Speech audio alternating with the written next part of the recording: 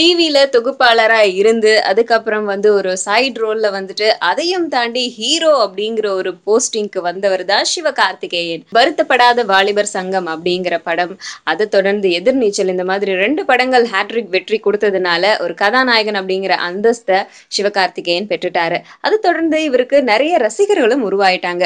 குறிப்பா குழந்தை ரசிகர்கள். நடிகர் விஜய்க்கு குழந்தை ரசிகர்கள் எல்லாருமே இருக்காங்க. அது மட்டும் இல்லாம ரசிகைகள் எல்லாருமே விஜய அண்ணா அப்படின்னு தான் கூப்பிடுவாங்க. இதே மாரி ஒரு சூழல் சிவகார்த்திகேயனுக்கு ஏற்பட்டிருக்கிறதாக சிவகார்த்திகேயன் சொல்லியிருக்காரு. என்ன அப்படின்னா, எனக்கு நெறைய குழந்தை ரசிகர்கள்லாம் உருவாயிருக்காங்க.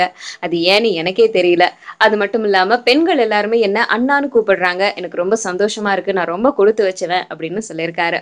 அது மட்டும் இல்லாம தன்னுடைய படத்த பெண்கள், குழந்தைகள் இவங்கலாம் பார்க்கணும். அதனால எந்த ஒரு சந்தர்ப்பத்திலயும் நான் லிப் லாக் சீன்ல நடிக்கவே மாட்டேன் அப்படின்னு சொல்லியிருக்காரு. சிவகார்த்திகேயன் ஏன் இந்த மாதிரி ஒரு ஸ்டேட்மெண்ட் குடுத்தாரு அப்படின்னு எல்லாருமே தலைய சொரிஞ்சுட்டு யோசிச்சுட்டு இருக்கும்போது, இதுக்கு முன்னாடி இருந்த பெரும்பாலான நடிகைகள் நாங்க வந்து கவர்ச்சியா நடிக்க மாட்டோம் அப்படின்னு சொல்லி, இப்ப அவங்க எப்படிலாம் நடிச்சிட்டு இருக்காங்க அப்படின்னு நம்ம எல்லாருக்குமே தெரியும். அப்படி இருக்கும்போது சிவகார்த்திகேயன் ஏதாச்சும் ஒரு சந்தர்ப்பத்துல முக்கியமான டைரக்டர் இந்த சீன்ல நீ நடிச்சுதான்ப்பா ஆகணும் அப்படின்னு சொல்லிட்டா, அந்த நேரத்துல என்ன பண்ணுவாரு? அத ஏன் யோசிக்காம இப்படி ஒரு ஸ்டேட்மெண்ட் குடுத்தாரு அப்படின்னு எல்லாரும் யோசிச்சுட்டு இருக்காங்க.